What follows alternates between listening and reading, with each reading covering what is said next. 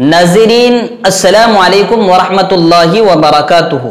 इस वक्त की मॉडल दुनिया में बहुत से सब्ज़ बाग दिखाकर इंसानियत को फंसाया जा रहा है।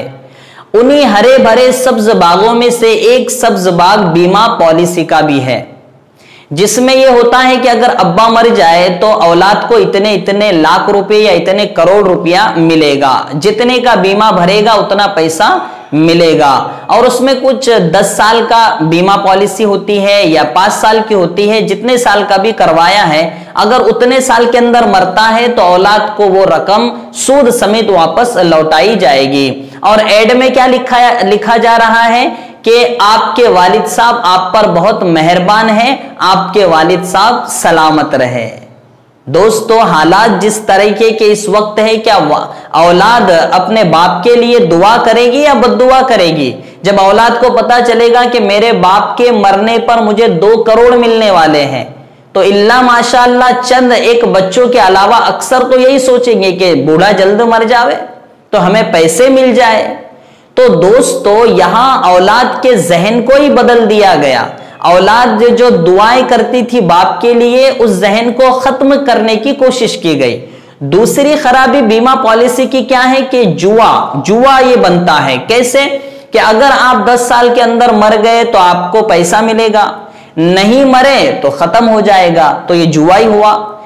तीसरी, सूद। जो कंपनियां होती है, बीमा कंपनियां, उनमें आमतौर से जो रकम आपसे बीमा पॉलिसी के नाम पर ली जाती है वो सूदी कारोबार में लगाई जाती है और वही सूद की रकम आपको लौटाई जाती है।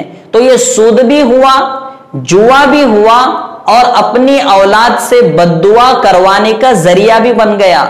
तो इतनी सारी खराबियों को लिए हुए ये बीमा पॉलिसी है, इसलिए हत्तल इम्कान इससे बचने की जरूरत है ताकि हम इन खराबियों से निकलकर एक अच्छा मुआशरा तश्कील दे सके। अब आप कहोगे कि आपने ये तो बतला दिया कि बीमा पॉलिसी से बचना है, तो ऐसी कौन सी शक्ल है कि हम पर अगर कुछ हालात आ जाते हैं तो उसका हम दिफा कर सके? तो दोस्तों, बहुत ज्यादा हम दे दें, दिला दे या देने वाले का नाम बता दे पर अमल कर सकते हैं। सखी के 3 दर्जे हैं।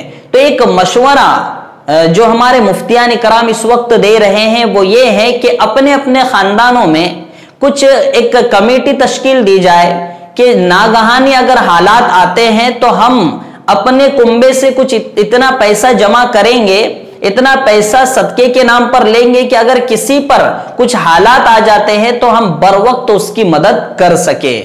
ये अगर पॉलिसी अपनाई जाती है तो इंशाअल्लाह कभी भी हमारा मुआशरा खराब नहीं होगा और हमारे मुआशरे में ये बुराइयां पैदा नहीं होगी।